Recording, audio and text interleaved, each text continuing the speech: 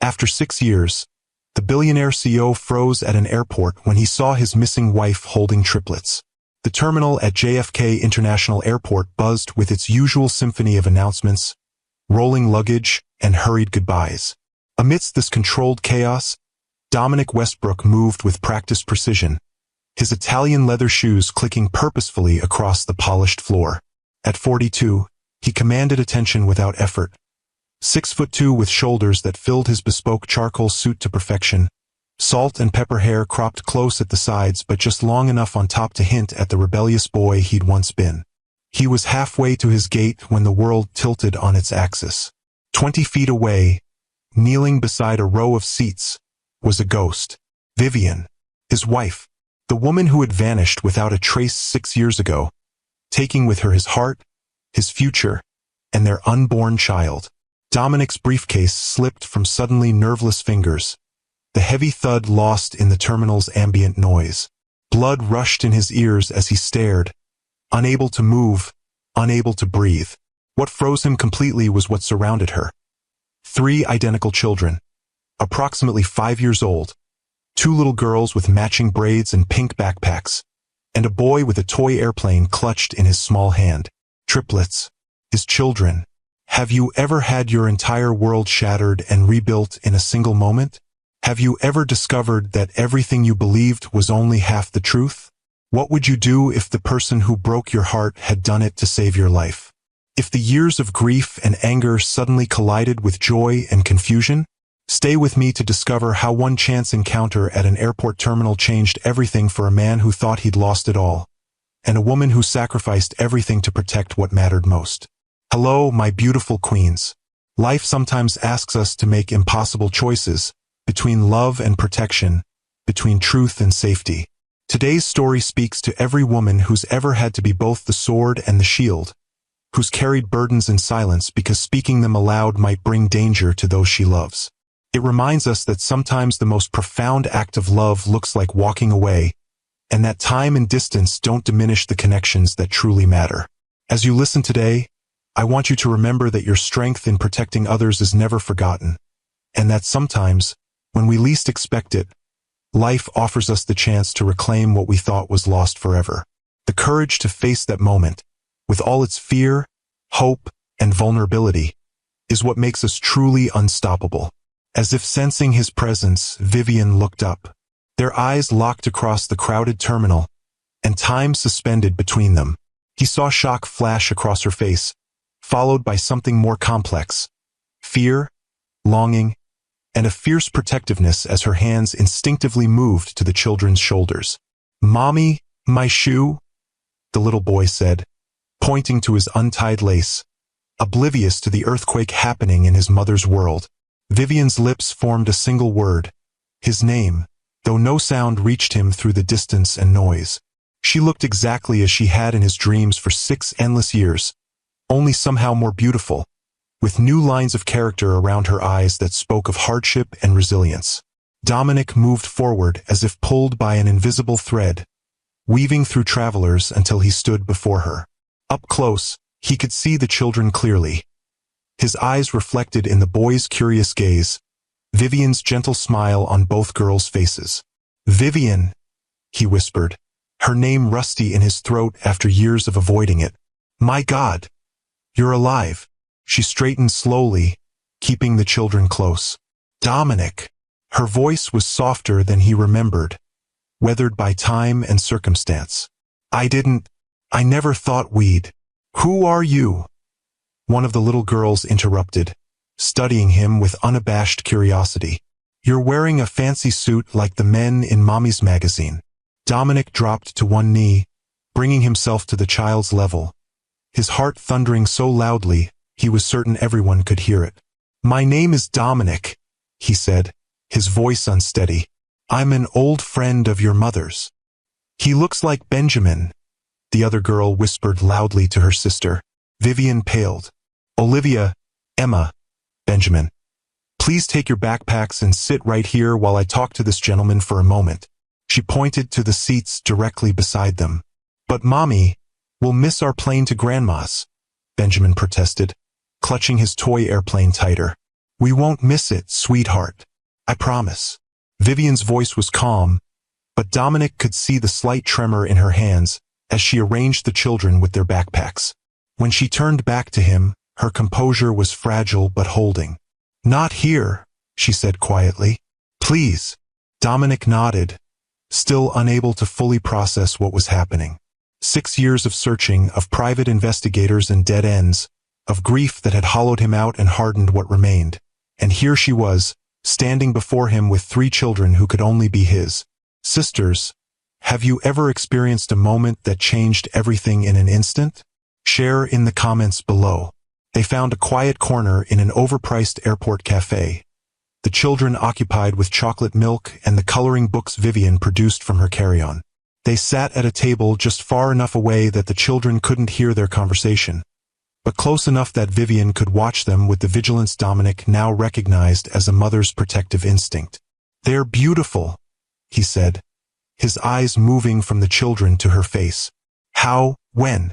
I was already pregnant when I left, Vivian said, her fingers twisting the paper napkin in her lap. I didn't know it was triplets until my 4th month. Why? The question that had haunted him for 6 years emerged as barely more than a breath. Why did you disappear? I searched everywhere.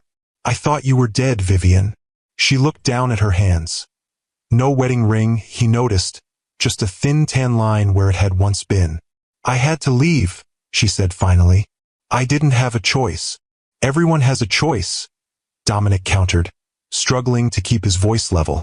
You were my wife. We were expecting a child, children. You vanished without a word, without a trace. Do you have any idea what that did to me?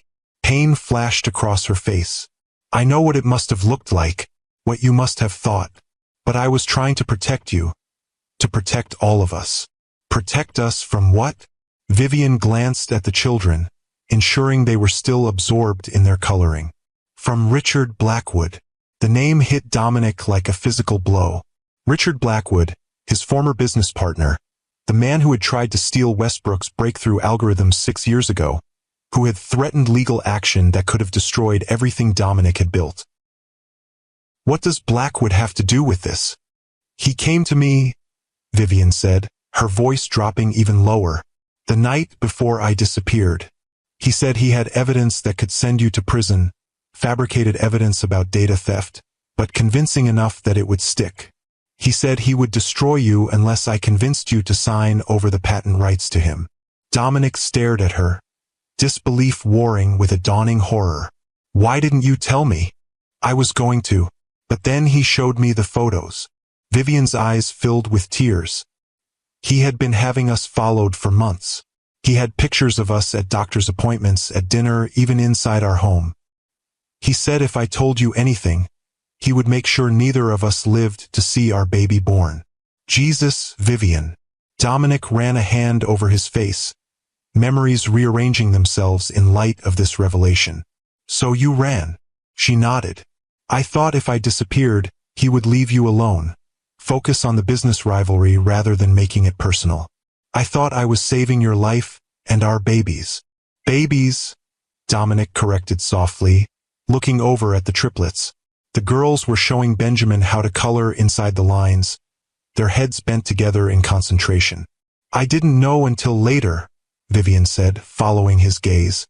By then, I was living under a different name in a small town in Oregon. I had just enough money from the emergency cash we kept in the safe. I found work as a bookkeeper at a local nursery, had the babies at a county hospital, and built a life for us. Her voice caught. A life without you. For 6 years, Dominic said, the weight of that time pressing on his chest. 6 years, Vivian. Blackwood is gone. He was indicted for securities fraud 3 years ago. He's in federal prison. You could have come back. By then, I was afraid you had moved on, she admitted. The children were settled. I saw your picture in magazines, read about your success. You seemed whole without us. Whole? Dominic's laugh was hollow. I was a shell. I poured everything into the company because it was the only thing that didn't remind me of you. I stopped going home. Sold the brownstone because I couldn't walk through those rooms anymore. I hired private investigators who found nothing. I offered rewards that brought nothing but false leads and heartbreak. Vivian's eyes filled with tears. I'm so sorry, Dominic. I thought I was doing the right thing. And now? Why are you here at JFK? Where are you going? Florida, she said. My mother had a stroke last week. The children have never met her. I thought it might be their only chance. Dominic absorbed this, his mind racing. Eleanor Winters had never approved of him, had thought her daughter was marrying beneath her despite his early success. The irony that Vivian was now taking their children to see the woman who had once told him he would never provide adequately for a family was not lost on him. They don't know about me, he said. It wasn't a question. They know they have a father, Vivian corrected gently. I've told them stories about you, about how brilliant and kind you are, how you're changing the world with your work. They have a photo of us from our honeymoon by their beds. They call you Daddy in the picture. Something broke open inside Dominic's chest, grief and longing and a fierce, unexpected joy all at once. I want to know them, Vivian. They're my children too.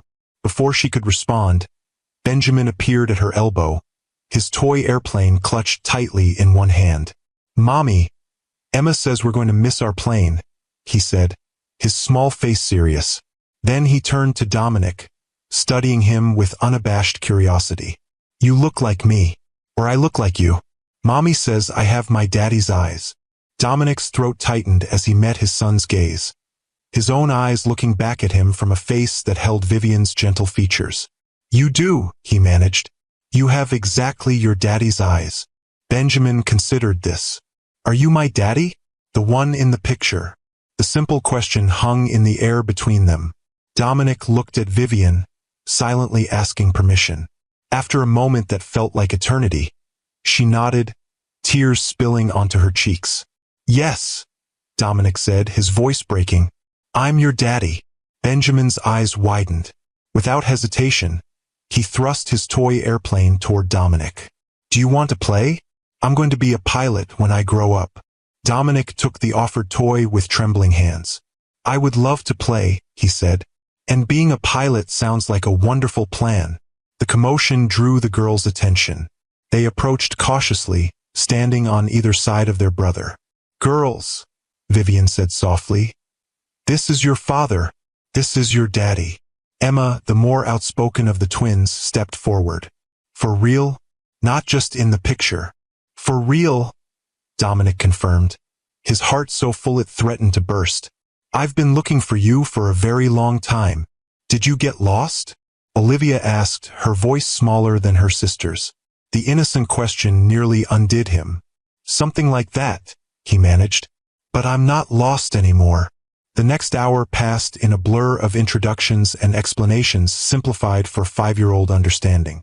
The children accepted the revelation with the remarkable adaptability of the young. Asking practical questions about where he lived and whether he had a dog, he didn't, but promised to consider it, rather than dwelling on the years of absence. As their flight time approached, reality intruded on the miracle.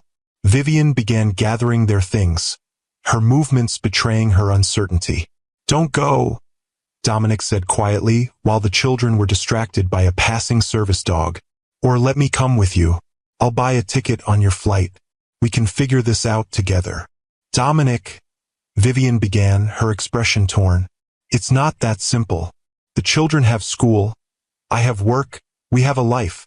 A life I want to be part of, he interrupted. I've missed 5 years, Vivian. I won't miss another day. She studied his face, searching for something. What about your meeting in San Francisco? The acquisition you've been working toward for months. Dominic blinked, momentarily surprised that she knew about the Meridian deal. Then he remembered, she had always followed his career, even from afar. It doesn't matter, he said, and meant it. None of it matters compared to this. Vivian's expression softened. You've worked so hard to build Westbrook. I won't ask you to walk away from that. I'm not walking away from the company, Dominic clarified. But I am choosing what matters most. The deal will happen with or without me in the room tomorrow. My family won't. Family. The word hung between them, powerful and fragile all at once. 1 week, Vivian said finally. Come with us to Florida for 1 week. Let the children get to know you. Let us figure out what happens next. 1 week, Dominic agreed, already pulling out his phone to cancel his original flight and book a seat on theirs. It's a start. As they boarded the plane to Tampa, the children excitedly arguing over who would sit next to their newly discovered father, Dominic felt something he hadn't experienced in 6 years. Hope. Not the cautious optimism he projected in boardrooms, but genuine hope that warmed him from within. Seated beside Benjamin, with Emma and Olivia across the aisle with their mother, Dominic watched as his son meticulously fastened his seatbelt, his small face serious with concentration. You have to click it until it makes the sound, Benjamin instructed, demonstrating with exaggerated care. That's how you know it's safe. Thank you for teaching me, Dominic said solemnly, following the boy's example. Benjamin nodded, satisfied with his student's performance. Then, with the directness only children possess, he asked, Are you going to live with us now? In our house with the blue door? Dominic glanced at Vivian, who was helping Olivia arrange her stuffed animals for takeoff. I don't know yet, buddy. Your mom and I have a lot to talk about. But you want to, Benjamin pressed. Right? More than anything, Dominic admitted. The boy considered this, then reached over and patted Dominic's hand with surprising gentleness. It's okay if you're scared. Mommy says everyone gets scared sometimes, even grown-ups. But you don't have to be scared of us. We're really good kids. Mommy says so all the time. Dominic's throat tightened with emotion.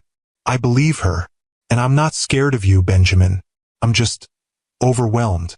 Do you know what that means? Benjamin nodded seriously. It's like when you have so many feelings they don't all fit inside you at once. That's exactly right, Dominic said, amazed by the child's intuition. I have a lot of feelings right now. Me too, Benjamin confided. I always wanted a dad. The other kids at school have them. They come to baseball games and build things. He looked up hopefully. Do you build things? I do, Dominic said. I build software, computer programs that help doctors see inside people's bodies to make them better. But I also used to build model airplanes when I was about your age. Benjamin's eyes widened. Real flying ones? Real flying ones, Dominic confirmed. Maybe we could build one together sometime. Today, Benjamin asked eagerly. Dominic laughed. A genuine laugh that felt foreign in his throat after so many years. Maybe not today, but soon. As the plane taxied down the runway, Dominic caught Vivian's eye across the aisle. She was watching them, her expression a complex mixture of emotions he couldn't fully decipher. But beneath the caution, he saw something that might have been hope. The plane lifted into the air, carrying them toward a future none of them could have imagined that morning. 6 years earlier, Dominic had stood in the doorway of their brownstone's master bedroom, staring at the empty closet where Vivian's clothes should have been. Her jewelry box sat open on the dresser, emptied of the pieces he'd given her over their 4 years together.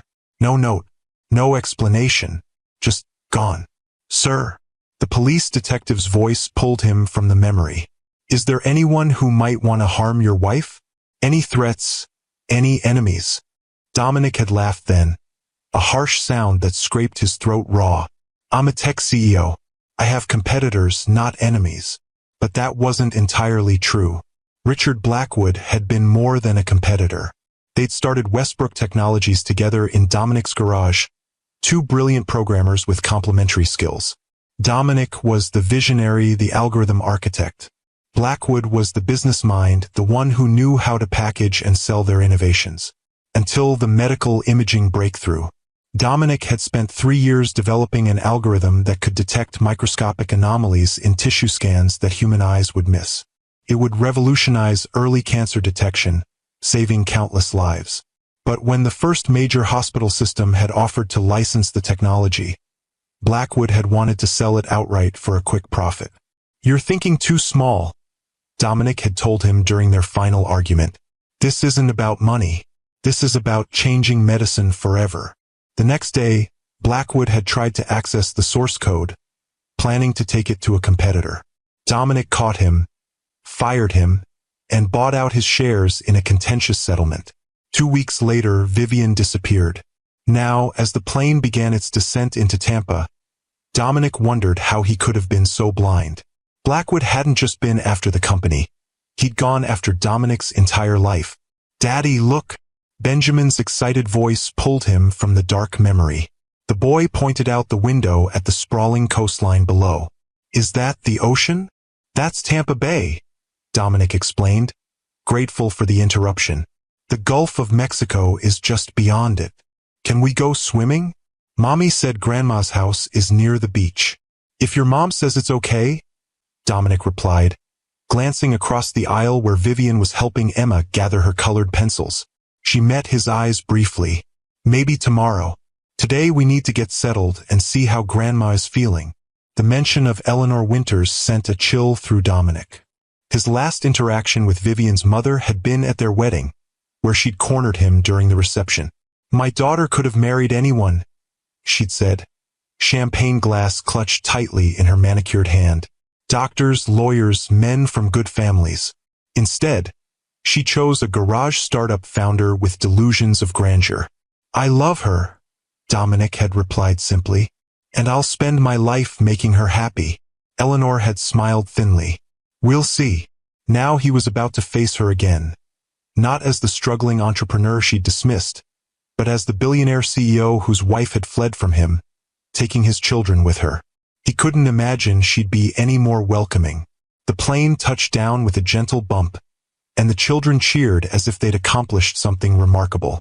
Dominic found himself smiling at their enthusiasm, a lightness in his chest that had been absent for years. As they made their way through the terminal, he noticed how efficiently Vivian managed the children, keeping them close without hovering, answering their rapid-fire questions with patient clarity.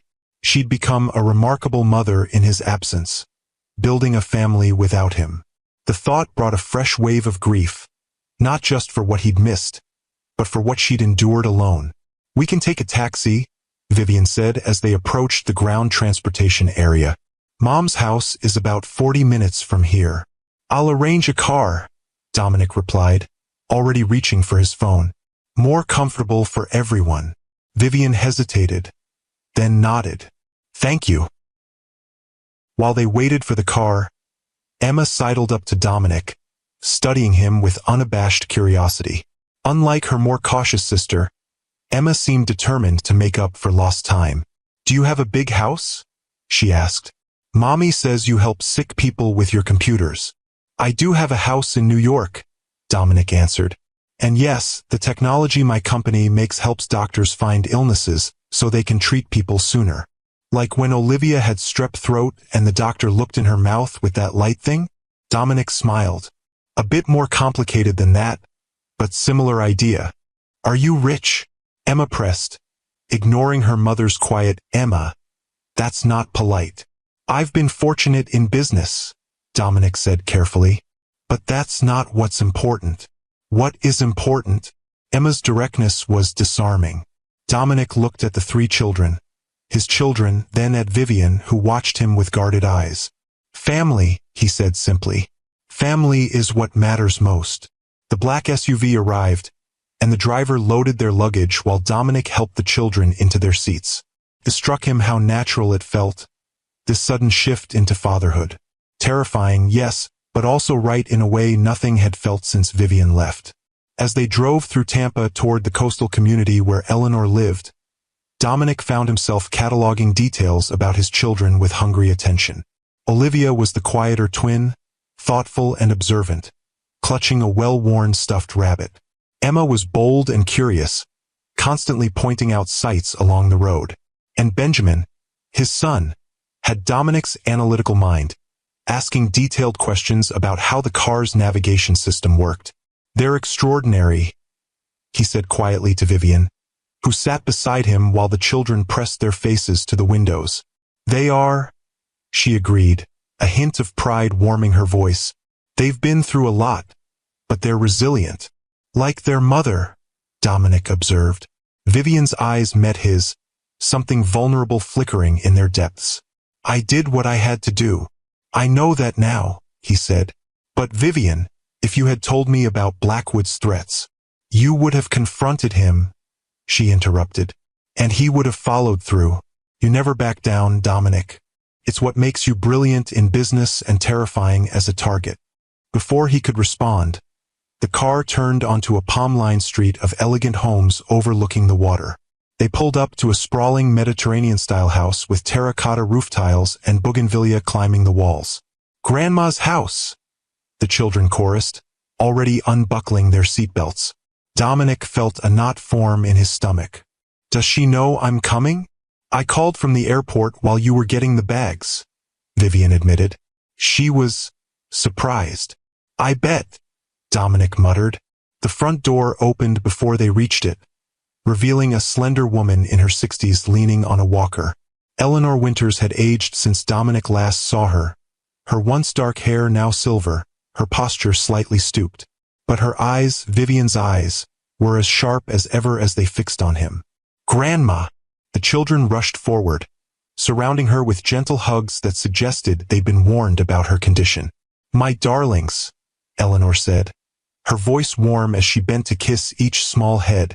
Then she straightened, her expression cooling as she addressed Dominic.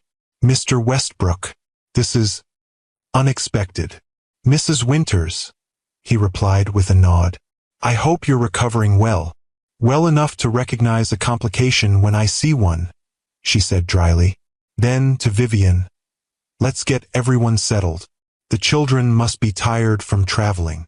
As they entered the house, Dominic felt like an intruder in a world that had formed without him. A world where his children called this woman grandma and knew nothing of his own parents, both gone before Vivian disappeared. The house was exactly what he would have expected from Eleanor. Tastefully decorated in coastal blues and whites, expensive without being ostentatious. The children clearly knew their way around, immediately heading for a sunroom overlooking the beach where toys were already arranged. They can play while we talk, Eleanor said, leading them to a formal living room. Vivian has explained some of the situation, but I think I deserve the full story. Dominic glanced at Vivian, who nodded slightly. Together, they recounted the morning's encounter at JFK and the revelations that followed. Eleanor listened without interruption, her expression unreadable as Vivian explained Blackwood's threats and her decision to disappear. When they finished, Eleanor was silent for a long moment, her fingers tapping thoughtfully on the arm of her chair. Finally, she turned to Dominic. So, she said, you had no idea my daughter was protecting you all these years? None, Dominic confirmed. I thought. He stopped, the old pain rising in his throat. You thought she'd abandoned you, Eleanor finished for him. Left you for someone else, perhaps. Or simply grown tired of being a tech entrepreneur's wife. Mom, Vivian warned. Eleanor held up a hand. I'm not judging, Vivian. I'm establishing facts. She turned back to Dominic. And now you've discovered not only that your wife is alive, but that you have 3 children you never knew existed. What exactly are your intentions? The bluntness of the question caught him off guard. My intentions? Yes, Mr. Westbrook. You've inserted yourself into a family that has functioned without you for 6 years. Are you planning to disrupt their lives permanently? Or is this merely curiosity that will fade once the novelty wears off? Mom! Vivian's voice was sharp now. That's enough. But Dominic held up a hand. It's a fair question, he said, meeting Eleanor's challenging gaze. My intention is to be a father to my children. How that looks, whether Vivian and I can rebuild what we lost, whether we co-parent separately, that's something we need to figure out. But I'm not going anywhere. Eleanor studied him, her expression softening slightly. You've changed, she observed. The young man who married my daughter was brilliant but reckless. You seem steadier now. Losing Vivian changed me, Dominic said simply. Nothing seemed important after she disappeared. I built the company because it was all I had left. Something shifted in Eleanor's eyes, not quite approval, but perhaps a reluctant respect. Well, she said, rising carefully with her walker. I suppose we'll see what the week brings. The guest rooms are prepared. Vivian can show you where everything is. As Eleanor made her way slowly toward the sunroom to see the children, Vivian turned to Dominic with an apologetic expression. She's always been protective, even more so since I failed to protect you from Blackwood, Dominic finished quietly. That's not what I was going to say, Vivian protested. But it's true. He ran a hand through his hair, a gesture from their past that made Vivian's expression soften with recognition. I was so focused on the company, on proving myself, that I didn't see the danger until it was too late. You couldn't have known, Vivian said. Blackwood was careful. He approached me when you were in Boston for that conference. He had everything planned.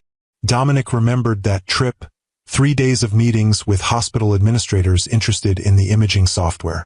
He called Vivian each night, excited about the potential partnerships. Had she already been planning her escape then? Had she been saying goodbye without him realizing it? I looked for you, he said, the words emerging more roughly than he intended. For years, I hired the best private investigators. I offered rewards. I followed every lead, no matter how unlikely. I know, Vivian said softly. I saw the news stories. That's why I stayed away even after Blackwood went to prison. I thought you'd be safer if I remained gone.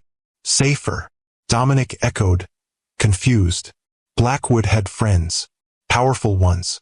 I was afraid they might come after us if I resurfaced. She hesitated. And then, as more time passed, it seemed kinder to let you move on with your life.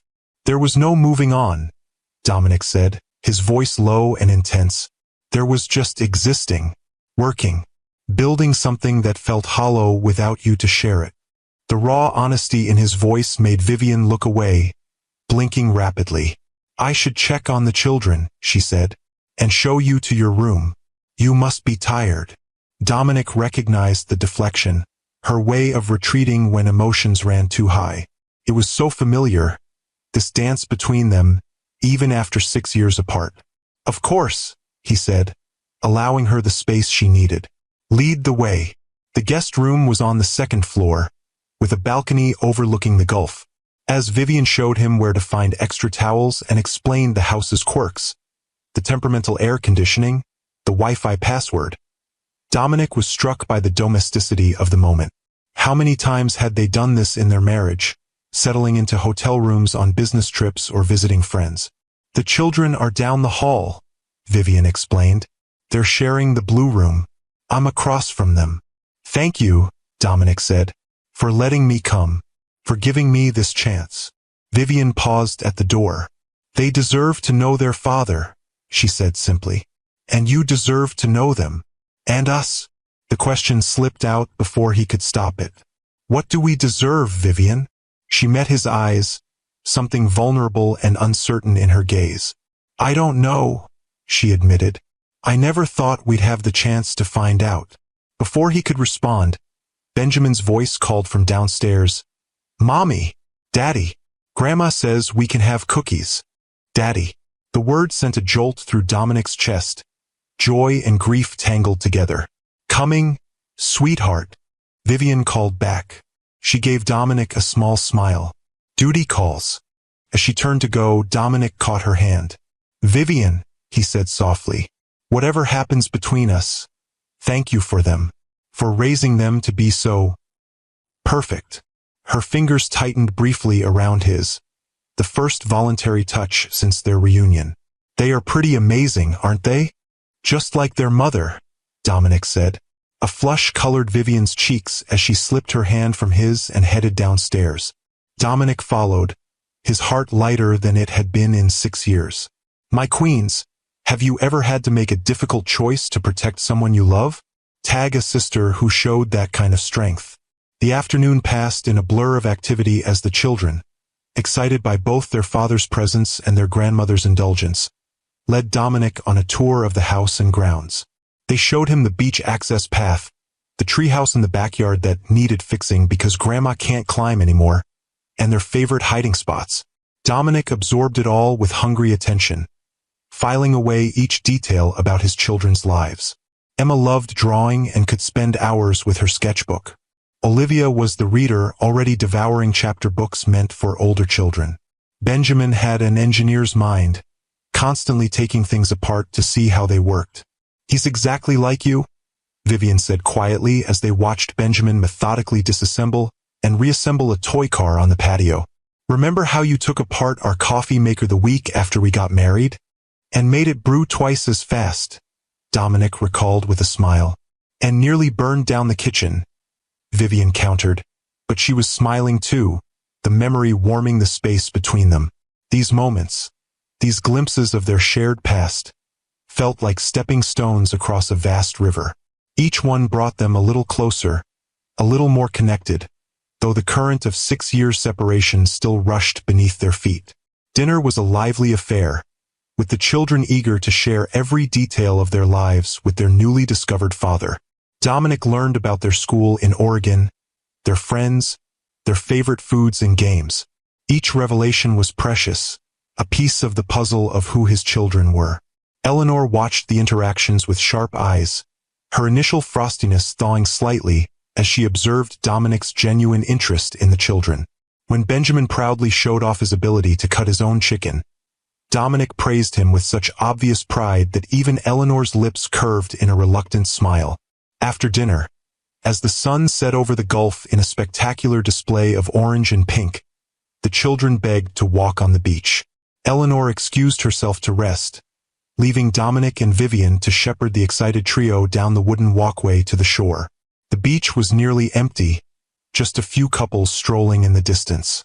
The children ran ahead, chasing waves and collecting shells, their laughter carrying on the salt-tinged breeze.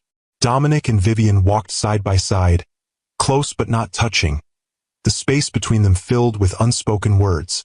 The setting sun painted Vivian's profile in gold, highlighting the delicate curve of her cheek, the strength in her jawline that he'd always admired. "They've never had this before," Vivian said softly, watching as Benjamin showed his sisters how to skip shells across a tidal pool. "A family walk on the beach. Both parents. What have you told them about me?" Dominic asked. "About why I wasn't there?" Vivian tucked a strand of hair behind her ear, a nervous gesture he remembered from their early days together. "I told them their daddy was a brilliant man who helped sick people with his inventions, that he couldn't be with us, but that he would be proud of them." "I am," Dominic said, his voice rough with emotion. "So proud. You've done an incredible job with them, Vivian."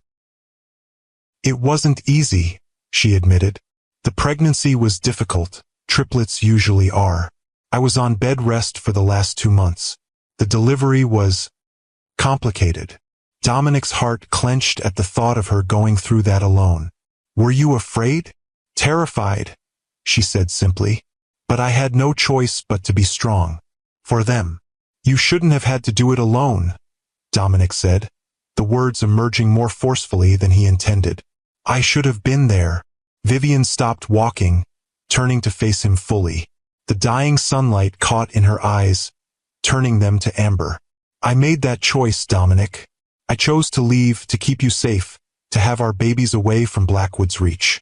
I won't apologize for protecting our family, even if it meant breaking both our hearts." The fierce certainty in her voice, the mama bear protecting her cubs, took his breath away. This was a Vivian he hadn't known before, tempered by hardship and solitary strength. "I'm not asking for an apology," he said quietly. "I'm trying to understand what you went through, what I missed." Her expression softened. "So much." Their first words, Benjamin said, "Book first," then Emma with more, and Olivia surprised us all with butterfly. Their first steps, first teeth, first everything. She looked out at the children, now building a rudimentary sand castle. "But you're here now. That's what matters to them. And to you," Dominic asked, unable to stop himself. "Does it matter to you that I'm here?" Vivian's gaze returned to his face, searching. "It's complicated. For 6 years, you've been both a memory and a ghost. The man I loved and lost. The father my children would never know. And now you're here, in the flesh, successful beyond what even you dreamed. And I She broke off, shaking her head. I don't know how to reconcile the past with the present. We have time, Dominic said gently. One day at a time. A small smile touched her lips. 1 week, you mean? That was our agreement. A starting point, Dominic clarified. Not an ending. Before she could respond, Benjamin came running up, his small face alight with excitement. Daddy, we found a crab. Come see. Dominic allowed himself to be pulled toward the impromptu sand castle, now apparently home to a small hermit crab that the children had discovered. As he knelt beside them, explaining how the crab carried its home on its back, he felt Vivian's gaze on him, thoughtful, evaluating, perhaps even hopeful. Later, after the children had been bathed and tucked into bed with stories, Dominic reading to Benjamin while Vivian handled the girls' more elaborate bedtime routine, they found themselves alone on the balcony outside his room. The night was warm, the sky clear and scattered with stars, the rhythmic sound of waves breaking on the shore below them. They didn't want to let you go, Vivian observed, leaning against the railing. Benjamin made me promise you'd still be here in the morning. I will be, Dominic assured her. Every morning, for as long as they need me. Vivian studied him in the moonlight. You've changed, she said, echoing her mother's earlier observation. The Dominic I knew was driven, focused on the future, on building something revolutionary. This version of you seems more present, Dominic suggested. Grounded. Both, she agreed. What happened? Dominic looked out at the dark expanse of the Gulf, gathering his thoughts. After you disappeared, I was lost. The police investigation went nowhere. The private investigators found nothing. It was like you'd vanished into thin air. He paused, the memory still painful. I threw myself into work because it was the only thing that made sense. The only place where I still had control. The company flourished, Vivian noted. The company became everything, Dominic corrected. I worked 18-hour days, slept in my office more often than not, pushed the team relentlessly. We went from a promising startup to industry leader in 3 years. I saw, Vivian said quietly, your face on the cover of Forbes, the profiles in the Wall Street Journal, the hospital partnerships. Dominic turned to her, surprised. You followed my career? A flush colored her cheeks, visible even in the moonlight. I needed to know you were okay, that the sacrifice was worth it. It wasn't, Dominic said bluntly. None of it was worth losing you. The success, the money, the recognition, it all felt hollow. I built an empire on the ashes of what mattered most. Vivian's eyes glistened with unshed tears. I never wanted to hurt you. I know that now, Dominic said. But Vivian, why didn't you come back after Blackwood went to prison? The threat was gone. She wrapped her arms around herself, suddenly looking smaller, more vulnerable. By then, the children were 3. We had a life in Oregon. A small house, my job at the nursery that had become a design business when the owner saw my sketches for the garden layouts. The kids had friends, a routine. She hesitated. And I was afraid. Of what? That you'd hate me for what I'd done. That you'd fight me for custody. That you'd moved on with someone else. The last fear emerged as barely more than a whisper. There was never anyone else, Dominic said, the words emerging with quiet intensity. How could there be? You took my heart with you when you left. The simple truth hung in the air between them, as tangible as the salt spray rising from the waves below. Vivian drew a shaky breath. We should get some rest, she said, clearly retreating from the emotional precipice. The children will be up at dawn, and they'll want every minute with you. Dominic nodded, recognizing her need for space. Good night, Vivian. As she turned to go, she paused, looking back at him with an expression he couldn't quite decipher. I'm glad they found you, she said softly. They deserve to know the man their father is. And who is that man? Dominic asked, genuinely curious about how she saw him now. A small smile touched her lips. I'm still figuring that out, but I like what I've seen so far. With that, she slipped away, leaving Dominic alone with the stars and the sound of the waves. his heart lighter than it had been in 6 years. The next morning dawned bright and clear, the Florida sunshine streaming through the windows as Dominic was awakened by an enthusiastic Benjamin bouncing onto his bed. "Daddy, wake up. Grandma's making pancakes and we're going to the beach, and you promised to help me build a sand castle bigger than me." Dominic blinked awake, momentarily disoriented until his son's eager face came into focus. His son. The reality of it still stunned him. "Good morning to you too, buddy," he said, sitting up and ruffling Benjamin's hair. "What time is it?" 7:32. Benjamin reported precisely. "I can tell time now. Mommy taught me." "That's very impressive," Dominic said, genuinely proud.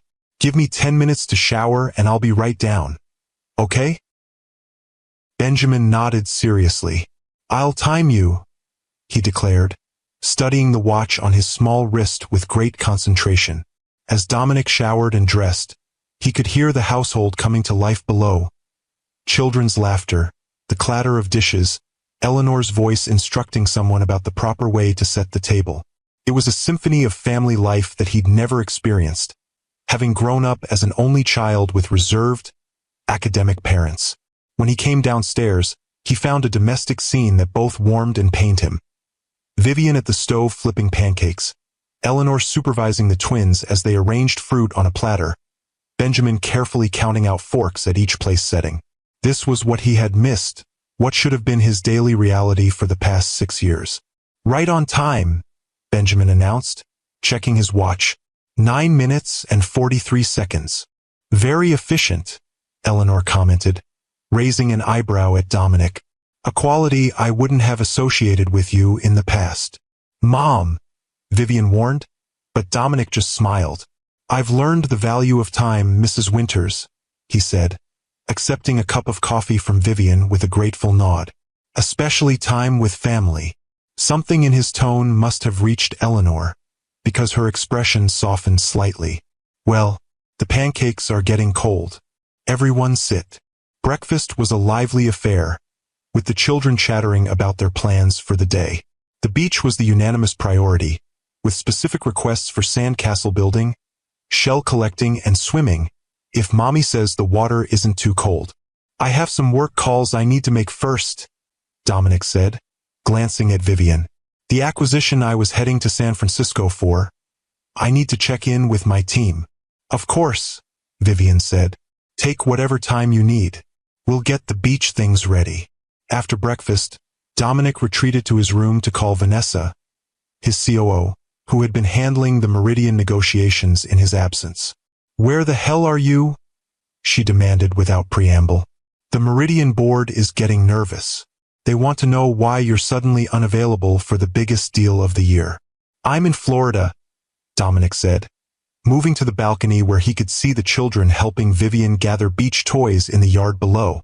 Something personal came up. "Personal?" Vanessa repeated skeptically. "You don't do personal, Dominic. You haven't taken a vacation in 6 years." "Things change," he said, watching as Benjamin demonstrated what appeared to be a sand castle technique to his sisters, his small hands gesturing animatedly. "I found Vivian." Silence on the line. "Then, your wife? The one who disappeared?" "Yes." The simple word couldn't begin to encompass the magnitude of what had happened. "Is she okay?" Vanessa asked carefully. "She's alive and well," Dominic confirmed. "And I have children, Vanessa. Triplets. 2 girls and a boy." Another stunned silence. "Jesus, Dominic. I don't even know what to say." "Neither did I when I first saw them yesterday," Dominic admitted. "But I'm staying here for the week. I need to get to know them, to understand what happened." "Of course," Vanessa said, her tone softening. "The Meridian deal can wait. Or I can handle the final negotiations if you trust me with it." "I do," Dominic said without hesitation. "You know the terms we want. Make it happen. Consider it done," Vanessa assured him. "And Dominic, I'm happy for you. After everything you've been through, you deserve this." As he ended the call, Dominic realized it was the first time in years that he'd put someone head of Westbrook Technologies. The company had been his life raft after Vivian disappeared, the only thing keeping him afloat in a sea of grief and unanswered questions. Now, watching his children play in the sunshine below, he understood how narrow his existence had become. He made one more call to his lawyer, instructing him to set up trust funds for each of the children and to prepare paperwork acknowledging his paternity. Whatever happened between him and Vivian, he was determined to secure his children's future and his place in their lives. When he joined the family on the beach an hour later, he found the children already hard at work on an elaborate sandcastle system. Benjamin had sketched a design in the sand, surprisingly detailed for a 5-year-old, and was directing his sisters in the construction. "Daddy," Emma called, waving enthusiastically. "Come help. I'm making the moat, but it keeps falling in." Dominic dropped to his knees beside her, showing her how to pack the sand more firmly. "Like this," he demonstrated. "You want it solid enough to hold its shape when the water comes in."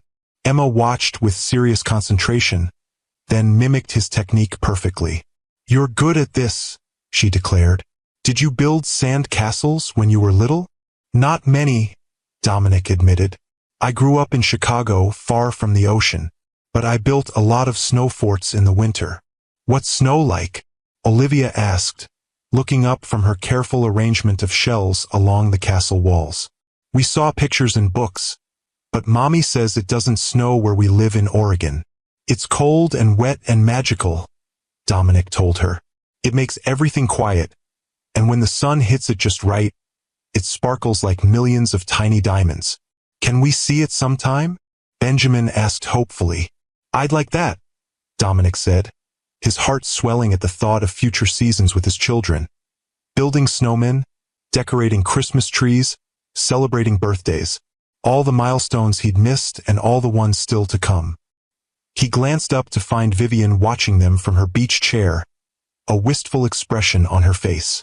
She wore a simple navy swimsuit under a gauzy white cover-up, her hair pulled back in a ponytail, looking younger and more relaxed than she had yesterday. "You should join us," he called to her. "Benjamin has quite the architectural vision here." "I'm the supervisor," she replied with a smile. "Someone has to document the construction process." She held up her phone, and Dominic realized she'd been taking photos of them working together. "Will you send those to me?" he asked. "I'd like to have pictures of the kids." Something softened in Vivian's expression. "Of course, I have thousands from birth until now. You should see them all." The offer, this willingness to share the years he'd missed, felt like the first real step toward healing the chasm between them. The morning passed in a blur of sand castle construction, shell hunting, and waiting in the surprisingly warm Gulf waters. Dominic found himself laughing more than he had in years, delighting in his children's discoveries and their uninhibited joy in having both parents with them. After lunch on the patio, with the children drowsy from sun and activity, Eleanor suggested a rest time. "The little ones need to recharge," she said firmly. "And I suspect you two could use some adult conversation without interruption." As the children were settled with books and quiet activities in their room, Vivian suggested a walk. "There's a nature preserve just down the beach," she said. "It's beautiful this time of year." They walked in comfortable silence for a while, the tension of yesterday softened by the morning's shared experiences with the children. The preserve was as beautiful as Vivian had promised, a winding path through coastal forest that opened occasionally to stunning views of the Gulf. "I've been thinking about what happens after this week," Dominic said finally, as they paused at an overlook, "about how we make this work for the children." Vivian leaned against the wooden railing, her profile outlined against the blue expanse of water. "And what have you concluded?" "That I want to be part of their daily lives," Dominic said simply. "Not just weekends or holidays or video calls. I want to be there for homework and scraped knees and bedtime stories." "That would mean significant changes," Vivian pointed out. "Either you relocating to Oregon or us moving to New York."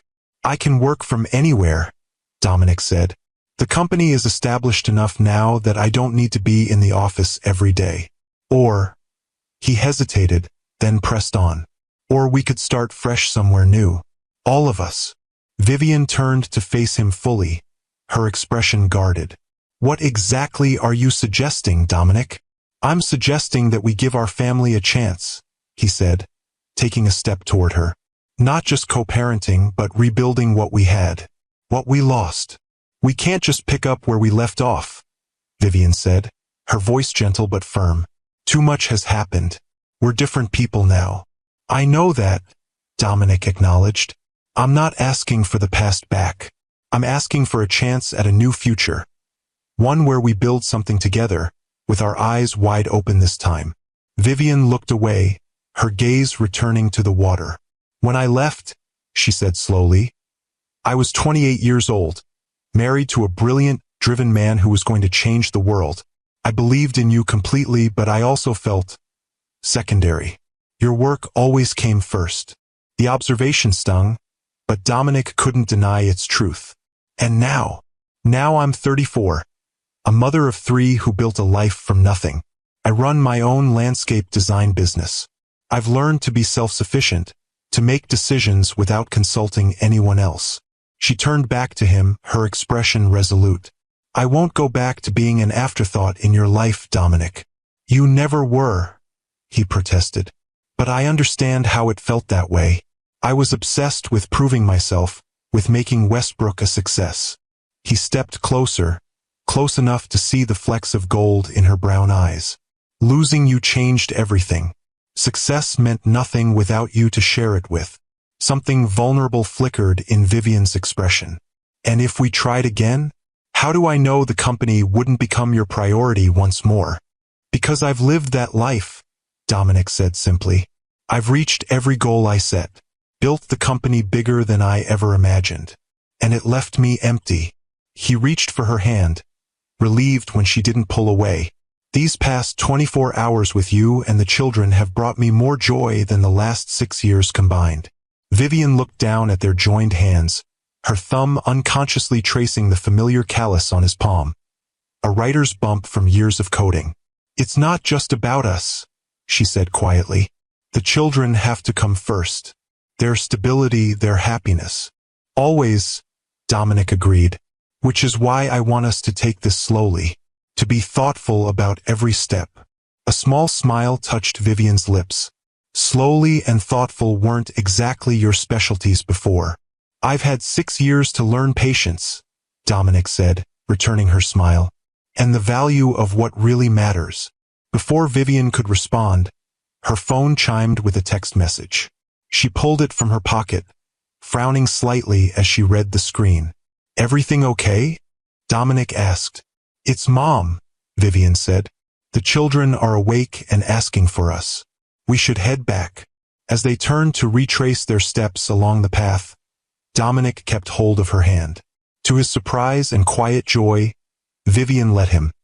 Their fingers intertwined as they walked in companionable silence. The rest of the day passed in a pleasant rhythm of family activities. A puzzle with the children, helping Eleanor prepare dinner, an impromptu dance party in the living room when Emma discovered her grandmother's old record collection. Through it all, Dominic observed the easy way Vivian managed their family life, her natural grace as a mother, the quiet strength that had allowed her to build this life alone. That night, after the children were asleep, Dominic found himself once again on the balcony outside his room. The night was cooler than before, a gentle breeze coming off the water. He was scrolling through the photos Vivian had sent to his phone, hundreds of images documenting his children's lives from birth until now. Tiny newborns in the hospital, their faces scrunched and red. First smiles, first steps, birthday parties with homemade cakes, Halloween costumes, Benjamin as an astronaut, the girls as matching butterflies, Christmas mornings around a small tree, first day of preschool with matching lunchboxes. Each image was a moment he'd missed, a piece of his children's history that he could observe but never truly experience. The loss felt physical, an ache in his chest that no amount of future memories could fully heal. It's overwhelming, isn't it? Vivian's voice came from the doorway. She stood there in simple cotton pajamas, her hair loose around her shoulders, looking younger than she had in the harsh airport lighting where he'd first seen her again. Yes, Dominic admitted. making room for her on the lounge chair where he sat. I keep thinking about all the moments I missed, all the times they needed a father and I wasn't there. Vivian settled beside him, close enough that he could smell the faint lavender of her shampoo. They always knew they had a father who would have loved them if he could, she said softly. I made sure of that. Thank you for that, Dominic said, his voice rough with emotion, for keeping me alive in their hearts. They sat in silence for a moment, looking at the photos together. Dominic paused on an image of the triplets at about 3 years old, sitting on a porch step with gap-toothed smiles. That was our little house in Oregon, Vivian explained. It wasn't much, 2 bedrooms, 1 bath, a tiny yard, but it was ours. Tell me about your life there, Dominic requested. I want to know everything. Vivian leaned back, gathering her thoughts. The first year was the hardest, she admitted. 3 newborns, no support system, constant fear that Blackwood would somehow find us. I was exhausted all the time. There were days I barely managed to feed them and keep them clean. Dominic's heart clenched at the image of Vivian struggling alone with 3 infants while he was throwing himself into work 3,000 miles away. How did you manage? He asked. 1 day at a time, Vivian said simply. I found a mother's group at the local library, made a few friends who helped with babysitting, got a part-time job at Evergreen Nursery when the triplets were 18 months old. They had an on-site daycare for employees. And your design business? A smile touched her lips. That started by accident. The owner, Marion, saw me sketching ideas for the display gardens during my lunch break. She asked if I'd help redesign the entrance area. Customers loved it, started asking who had done it. Within a year, I was doing residential consultations on the side. By the time the kids were 4, I had my own client list and was working for the nursery only part-time. Pride warmed Dominic's chest.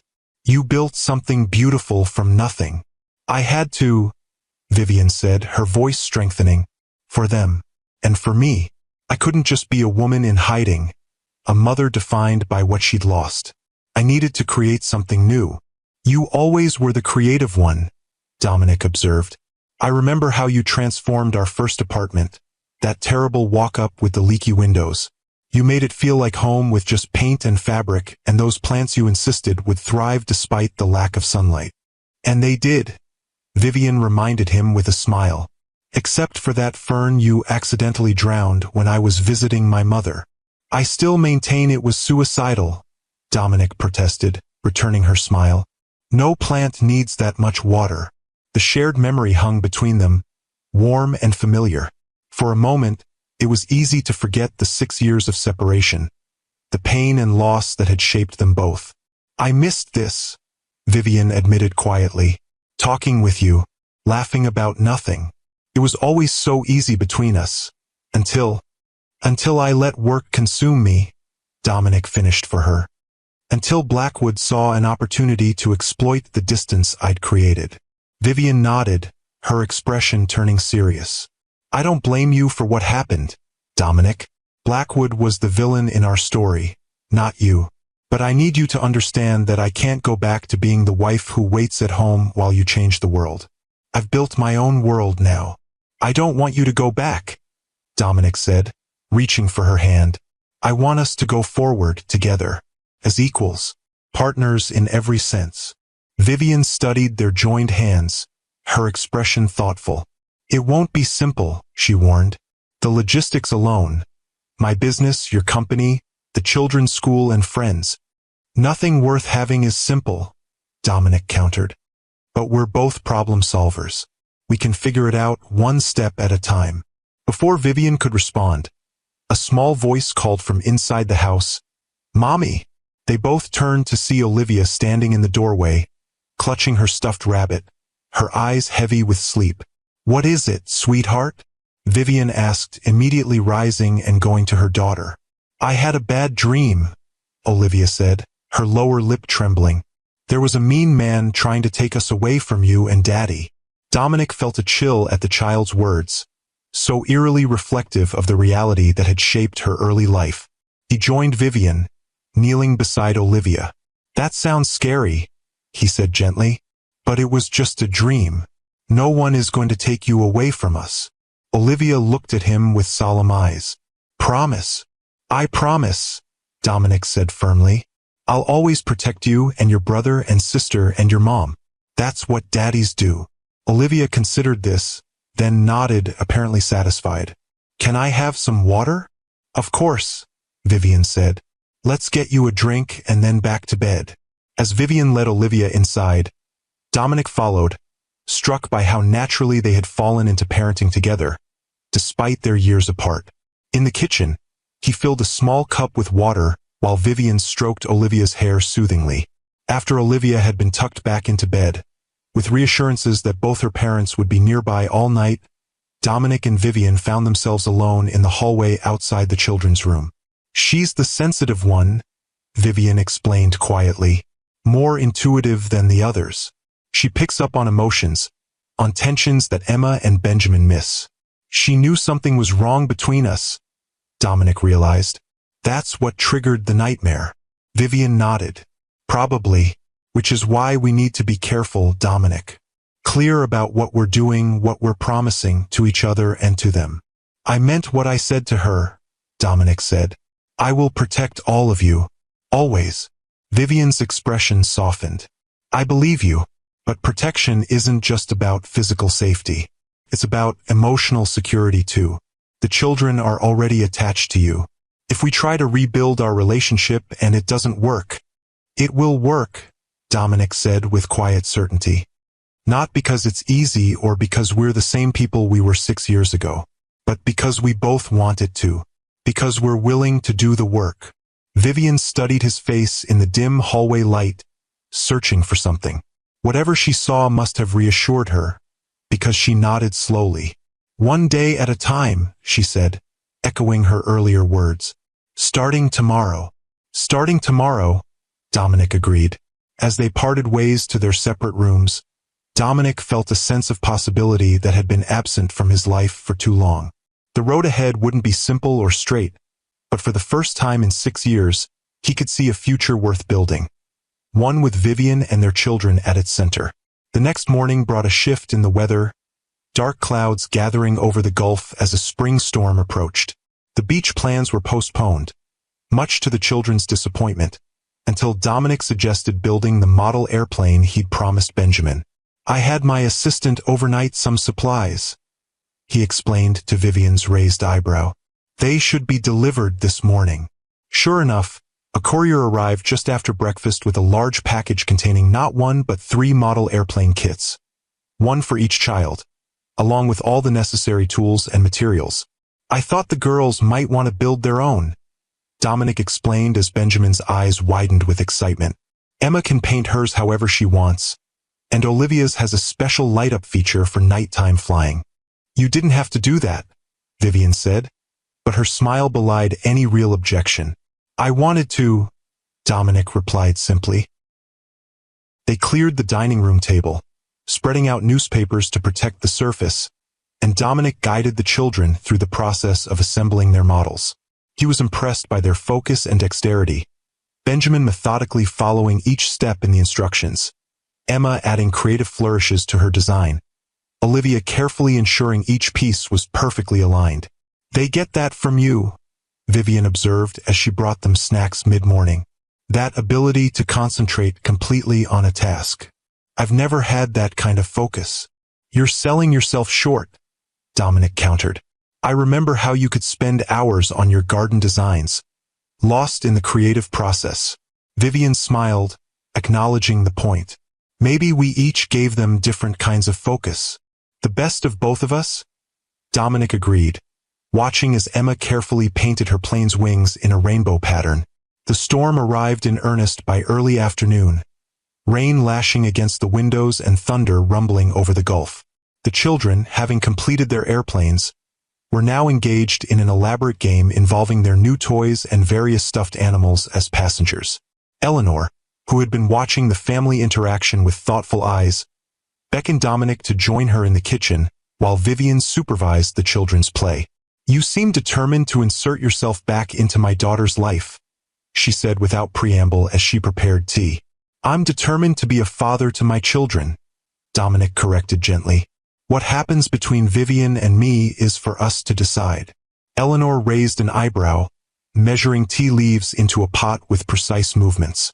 And what are your intentions toward my daughter, Mr. Westbrook? The formal address reminded Dominic of their first meeting, when Eleanor had made it clear she found him lacking as a potential son-in-law.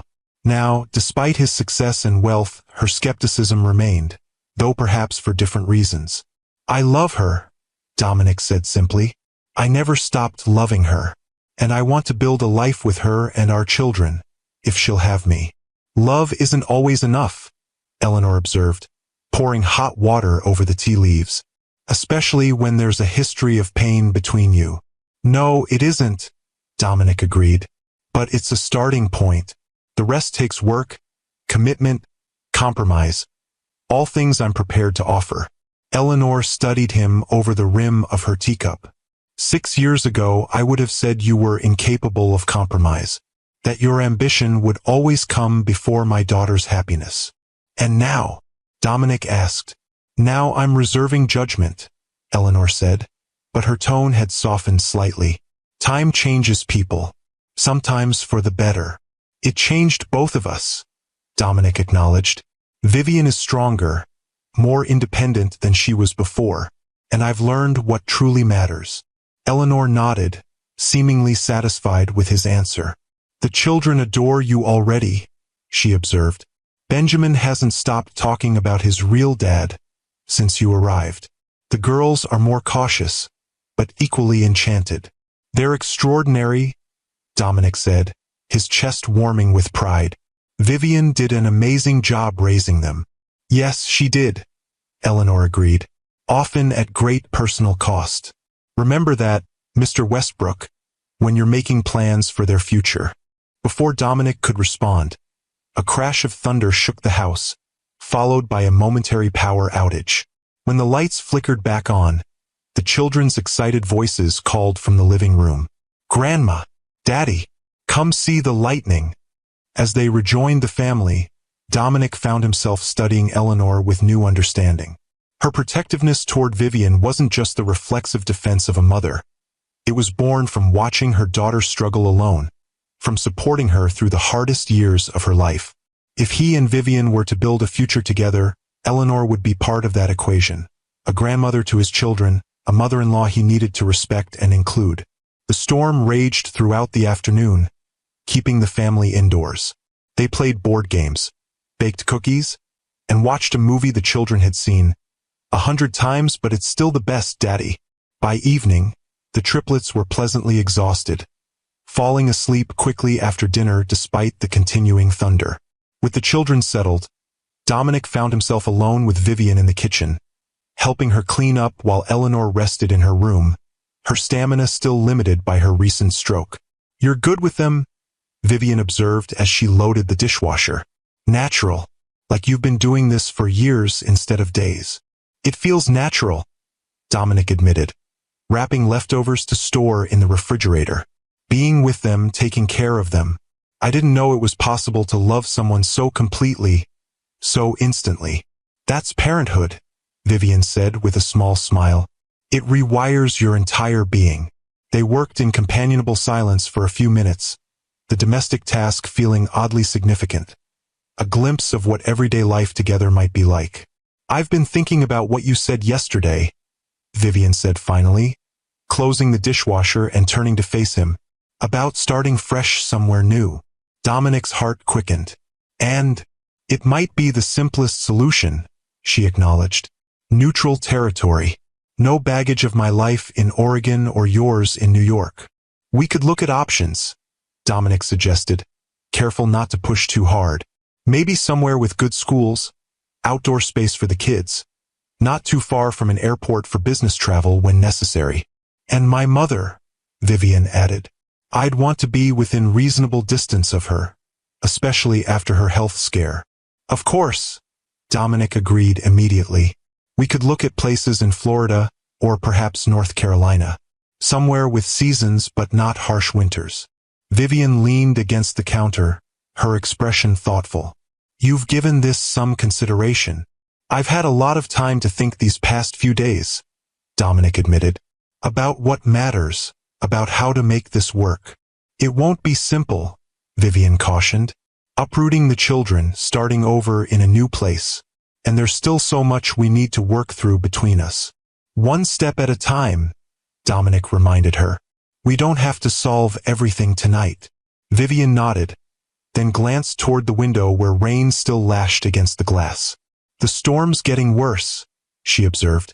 The weather alert said it might bring coastal flooding. As if on cue, Dominic's phone chimed with a notification. He pulled it from his pocket, frowning at the screen. What is it? Vivian asked, noticing his expression. A security alert from my home system in New York, Dominic said, opening the app. Probably just a power outage from storms up there too. But as he checked the notification, his frown deepened. That's strange. Someone tried to access my home office. The system locked down automatically.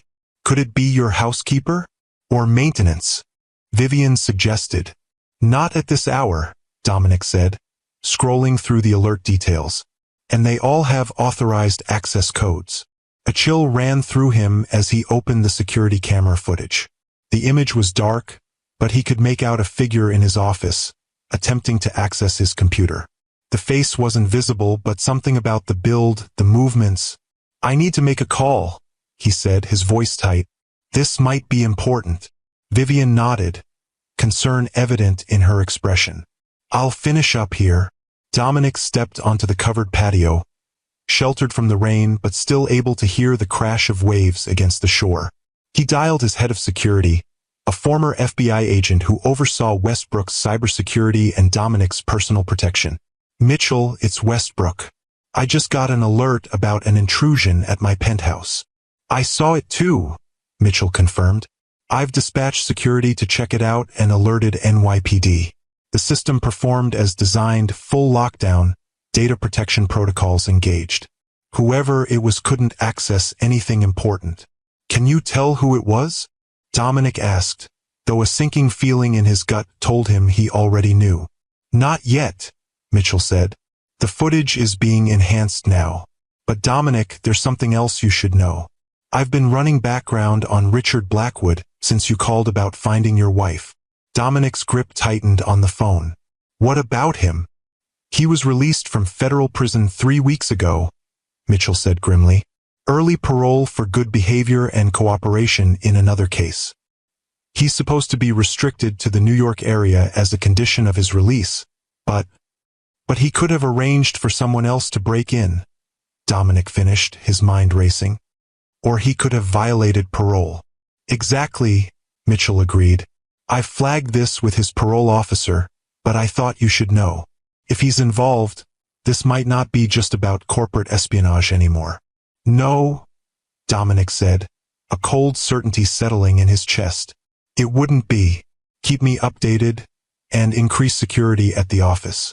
I want everything locked down until we know what we're dealing with. As he ended the call, Dominic turned to find Vivian standing in the doorway, her face pale in the dim light.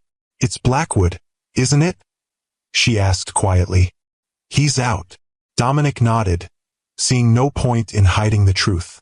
3 weeks ago, Mitchell thinks he might be behind the break-in at my place. Fear flashed across Vivian's face, the same fear he'd glimpsed at the airport when she first saw him. The children, she said, her voice barely audible over the storm. If he finds out about them. He won't, Dominic said firmly, crossing to her and taking her hands in his. And even if he did, I won't let him anywhere near our family. We're not alone this time, Vivian. We're together. She looked up at him, vulnerability and strength warring in her expression. I spent 6 years running from this man, Dominic. 6 years looking over my shoulder, jumping at shadows, teaching the children to be careful about what they shared with strangers. I know, Dominic said gently, and I'm so sorry you had to carry that burden alone. But it ends now. Whatever Blackwood is planning, we'll face it together. Vivian drew a shaky breath, visibly gathering her composure.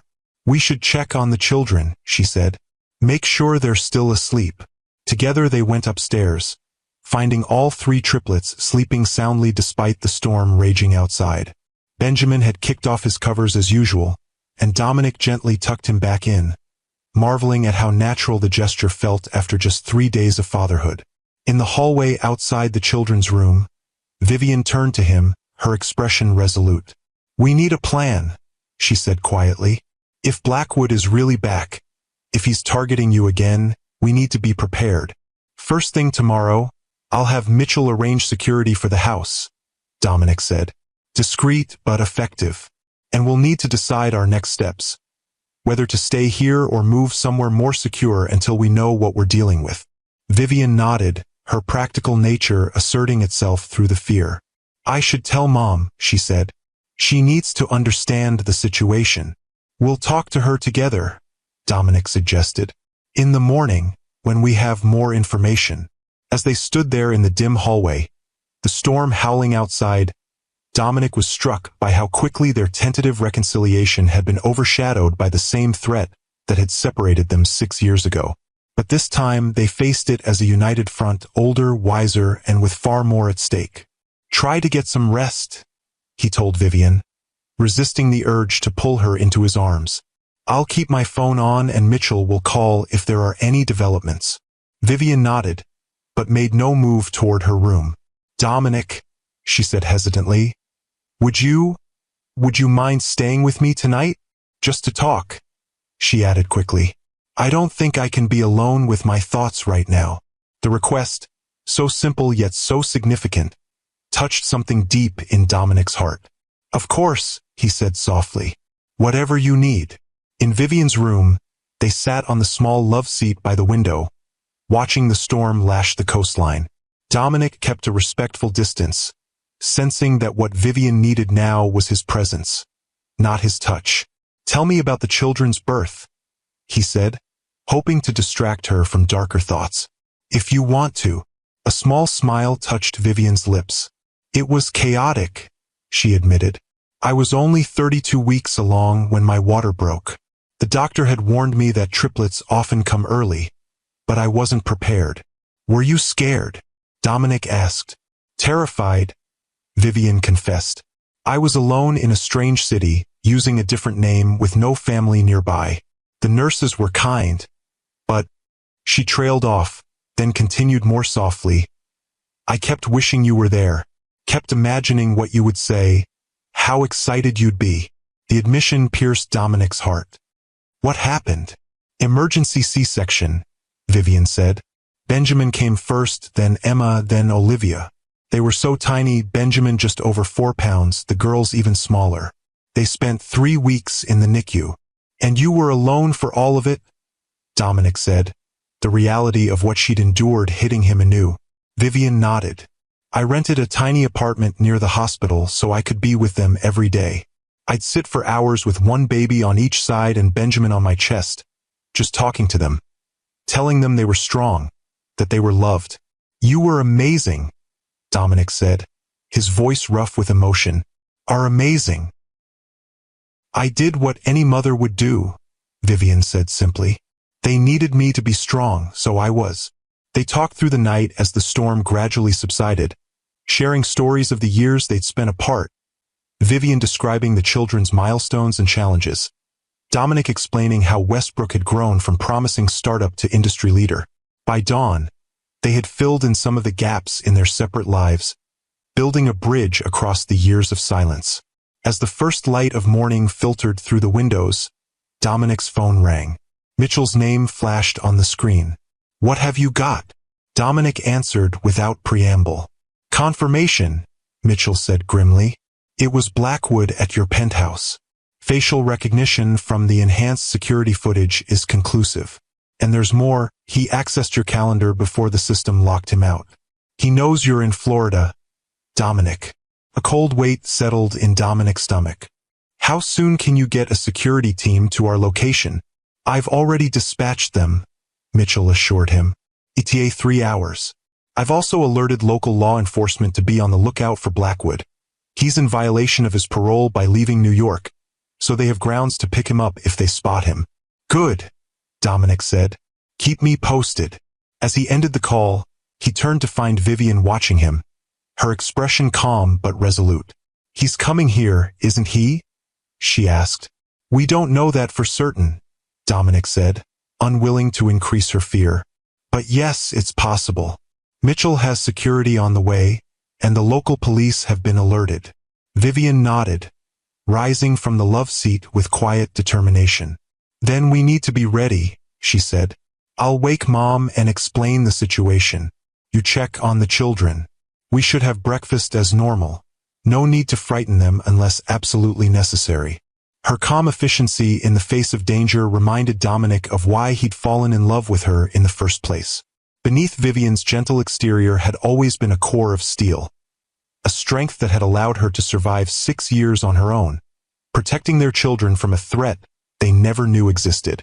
"Vivian," he said, catching her hand as she moved toward the door. "Whatever happens, we face it together this time. No more sacrifices, no more running. We protect our family as a team." She squeezed his hand, her eyes meeting his with newfound resolve. "Together," she agreed. "No more running." The morning unfolded with forced normalcy. Breakfast for the children, who were excited about the puddles left by the storm and eager to return to the beach.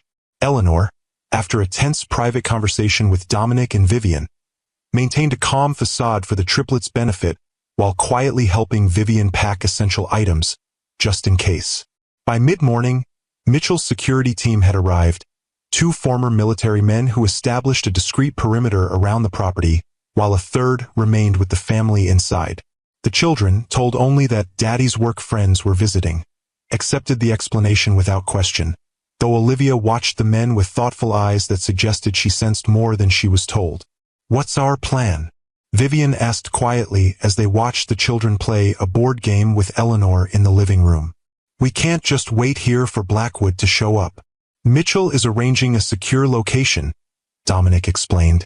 "A private property about an hour from here, isolated and with excellent security. We'll move there this afternoon, once everything is prepared." Vivian nodded, her practical nature accepting the necessity.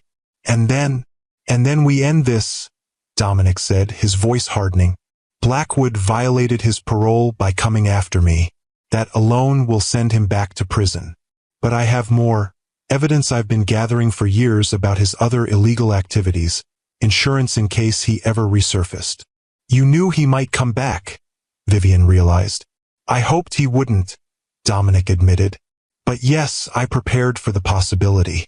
What I never imagined was finding you and the children in the middle of it." Before Vivian could respond, one of the security men approached, his expression grave. "Mr. Westbrook, we have a situation. A car just parked at the public beach access point down the road. The driver matches Blackwood's description." Dominic felt Vivian tense beside him. "How long do we have?" "Minutes if he's heading this way," the security man said. "We should move your family now, sir." Dominic nodded, turning to Vivian. "Get the children and your mother ready. Just tell them we're going for a drive to see a special place. Nothing alarming." As Vivian moved swiftly to gather the family, Dominic pulled out his phone to call Mitchell, only to find the signal suddenly gone. "He's jamming our communications," he realized, showing the security man his phone. "Blackwood was always thorough." "We have radio backup," the man assured him, touching his earpiece. "Team is in position outside. We'll get you safely to the vehicles." Within minutes, the family was ready. The children excited about the surprise outing, Eleanor moving as quickly as her recovery allowed, Vivian maintaining a calm demeanor that belied the fear Dominic knew she must be feeling. "We'll take 2 cars, the security lead explained. "Mr. Westbrook, you and the children in the SUV with me. Ms. Winters and her mother in the sedan with my colleague." "No," Vivian said firmly. "We stay together. All of us in one vehicle." The security man began to protest, but Dominic cut him off. "She's right. We don't separate." They were moving toward the front door when Benjamin suddenly stopped. "My airplane," he exclaimed. "I left it upstairs. I need it for the trip." "Sweetheart, we can get it later," Vivian said, her voice tight with controlled urgency. "But Daddy and I built it together." Benjamin insisted, his lower lip trembling. It's special. Dominic knelt to his son's level. Tell you what, buddy. I'll go get it for you right now, and meet you at the car. Okay?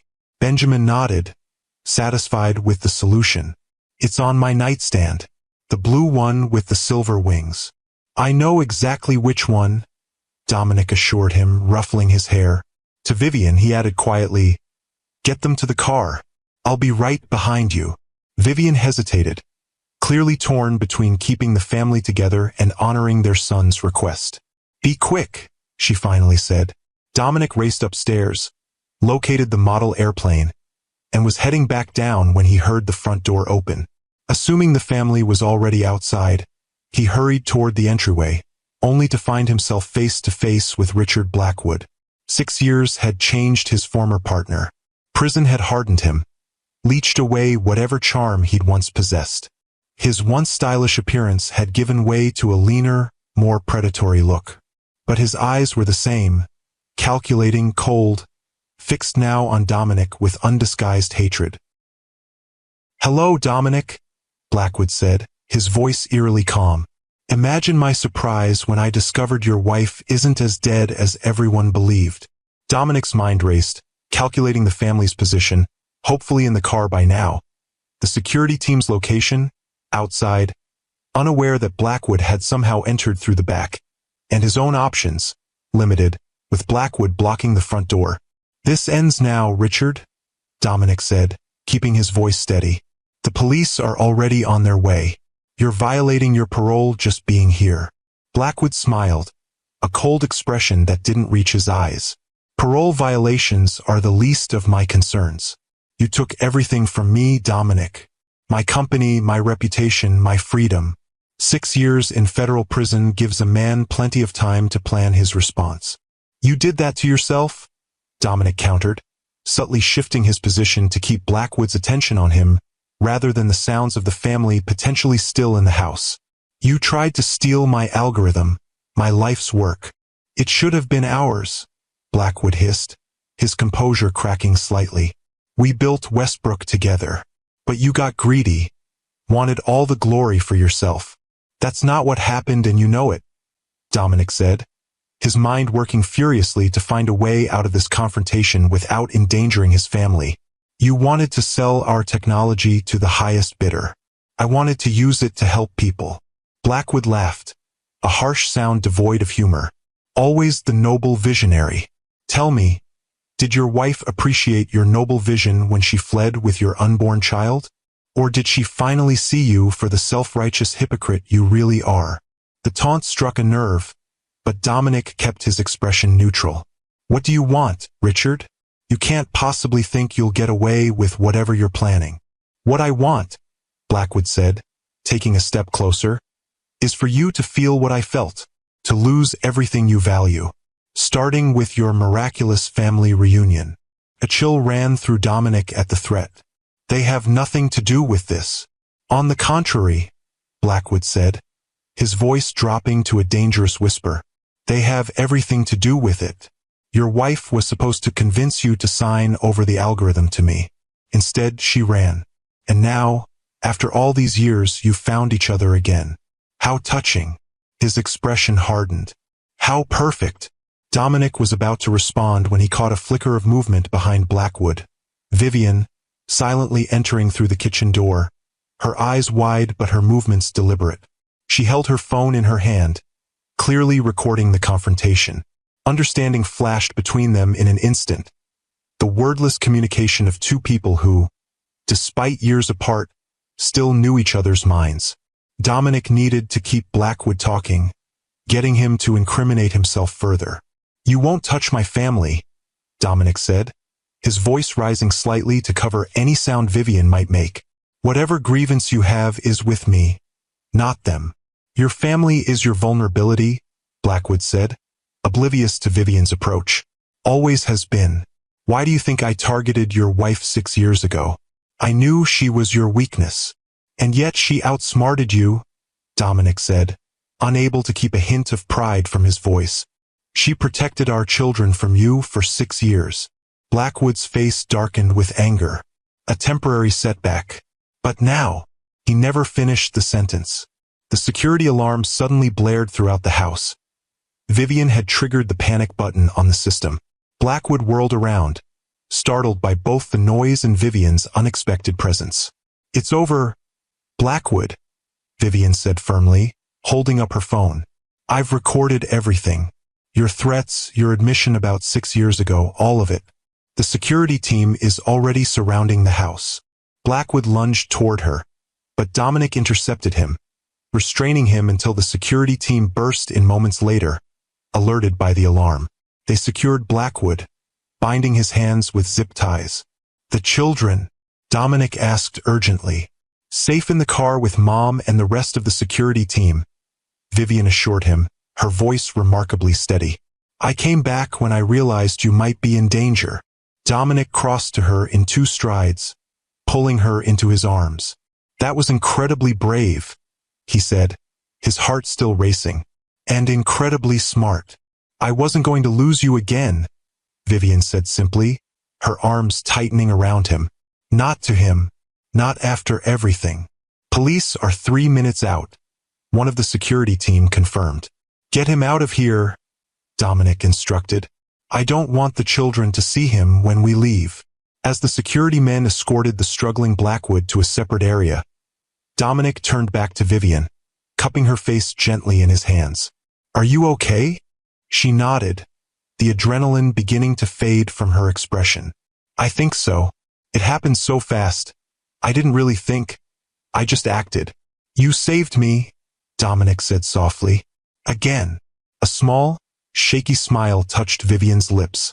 "We saved each other. That's what partners do." The word partners hung between them, weighted with meaning and possibility. Before Dominic could respond, the wail of police sirens filled the air. "We should go," Vivian said. "The children will be getting anxious." Together they walked out to the waiting SUV, where 3 worried little faces pressed against the windows. Benjamin's expression brightened when he spotted the model airplane still clutched in Dominic's hand. "You got it!" he exclaimed as they climbed into the vehicle. "I promised, didn't I?" Dominic said, handing over the precious toy. "And I always keep my promises." His eyes met Vivian's over their son's head, the double meaning clear between them. Always. The next few hours passed in a blur of police statements, security arrangements, and careful explanations to the children about why they needed to stay at a different house for a few days. By evening, they were settled in the secure property Mitchell had arranged, a spacious lakeside home with state-of-the-art security systems and a team of professionals ensuring their safety. The children, resilient as always, had turned the unexpected move into an adventure, exploring the new house with enthusiasm and declaring the bunk beds in their room the coolest ever. Eleanor, though clearly shaken by the day's events, maintained a calm presence for her grandchildren's sake, reading them stories until they finally succumbed to sleep. Now, with the house quiet and security in place, Dominic and Vivian sat on the back deck overlooking the lake, the events of the day settling around them like the night air. "Blackwood will go back to prison," Dominic said, breaking the comfortable silence. "Mitchell says the parole violation alone would send him back, but with the breaking and entering, the threats, the signal jamming, he's looking at significant additional time." "Good," Vivian said simply. "The children will be safe." "We all will be," Dominic assured her, reaching for her hand across the space between their chairs. "It's over, Vivian. Really over this time." She intertwined her fingers with his, her expression thoughtful in the dim light. "It doesn't feel quite real yet," she admitted. "After 6 years of looking over my shoulder, of teaching the children to be careful about strangers, of never staying in one place too long, it's hard to believe we can just live now." "We can," Dominic said softly. "However we choose to." Vivian turned to face him fully, her expression open and vulnerable in a way it hadn't been since their reunion. "I've been thinking about what happens next," she said. "About us, about the children, about where we go from here." Dominic's heart quickened, but he kept his voice steady. "And what have you decided?" "That I want to try," Vivian said simply. "Not to recapture what we had before. We're different people now. but to build something new, something stronger. For the children, yes, but also for us. Joy bloomed in Dominic's chest, warm and expansive. I want that too, he said, his voice rough with emotion. More than anything. It won't be easy, Vivian cautioned, ever the practical one. We have a lot to figure out. Where to live, how to blend our separate lives, how to be partners again after so much time apart. One day at a time, Dominic reminded her, echoing her earlier words. We don't have to solve everything tonight. A smile touched Vivian's lips, genuine and unguarded. No, she agreed. Not tonight. She rose from her chair, still holding his hand, and moved to stand before him. In the moonlight filtering through the trees, she looked both familiar and new. His Vivian, but stronger, more certain of herself and what she wanted. Tonight, she said softly, I just want to be with you, to start remembering what it feels like to be us. Dominic stood, drawing her gently into his arms. I never forgot, he murmured, his lips close to her ear. Not for a single day. Their kiss was gentle at first, tentative, a rediscovery rather than a reclaiming.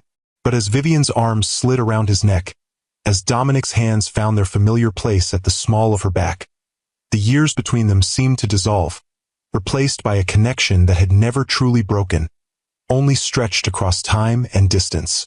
When they finally parted, Vivian rested her forehead against his, her eyes closed. I missed you, she whispered. Even when I was angry, even when I was afraid, I missed you every day. I'm here now, Dominic promised, and I'm not going anywhere.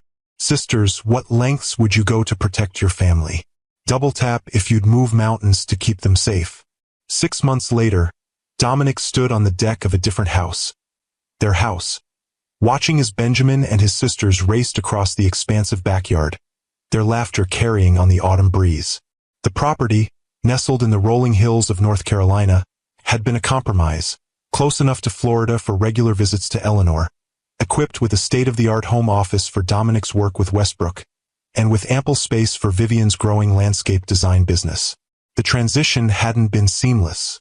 There had been difficult conversations, compromises, moments of frustration as they navigated their new reality. The children had struggled initially with leaving their friends in Oregon, though they'd adapted quickly to their new school and the excitement of having both parents under one roof. Vivian joined him at the railing, slipping her arm around his waist. Penny for your thoughts, she said, leaning her head against his shoulder.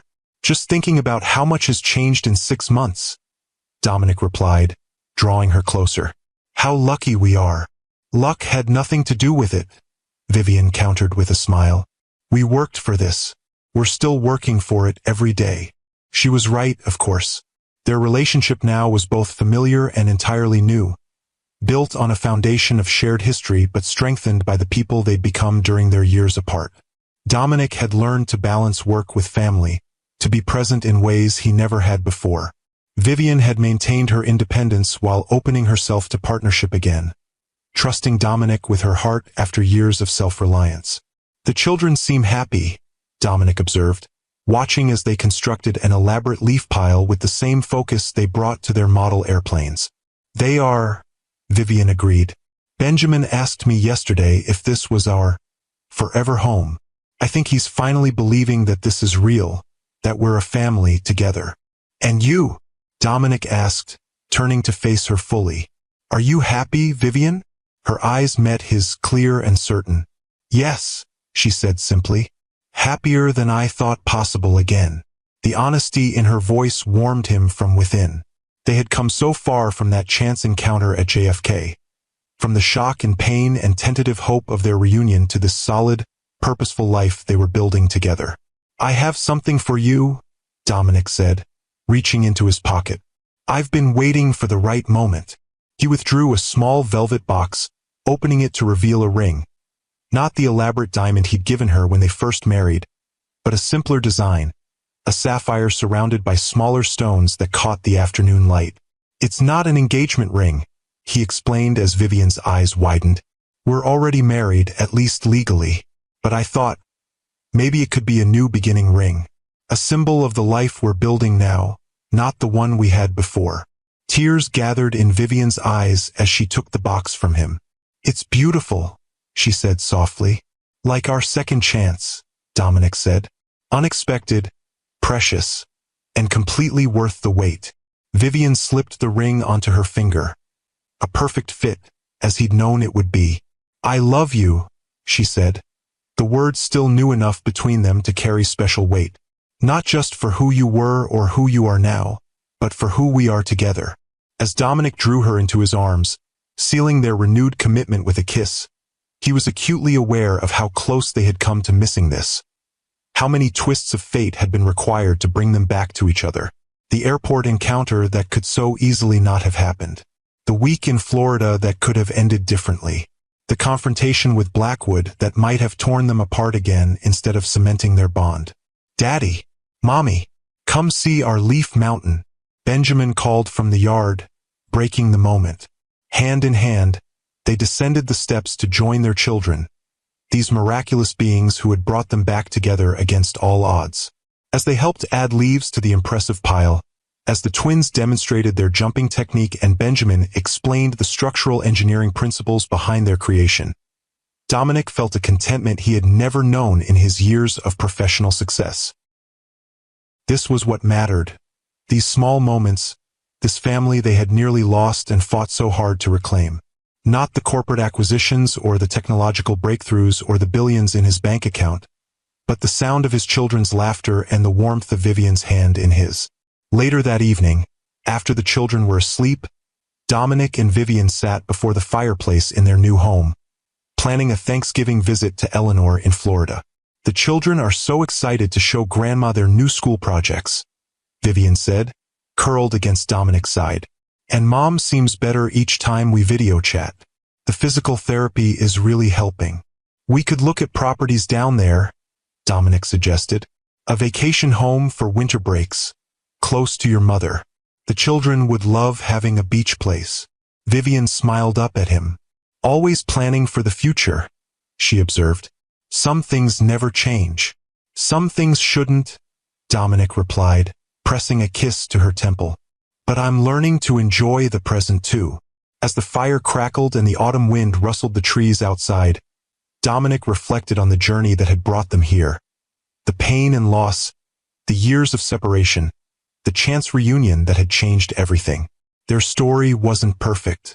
It was messy and complicated and marked by mistakes on both sides. But it was theirs, and they had fought for their second chance with everything they had. In the end, that was what mattered most. Not the time they had lost, but the future they were building together, one day at a time. My beautiful queens, if this story touched your heart, subscribe to Timeless Love Tales with Mr. Harrison for more stories of resilience, second chances, and the power of true love. Remember that sometimes the most difficult journeys lead us exactly where we're meant to be, and that it's never too late to find your way back home.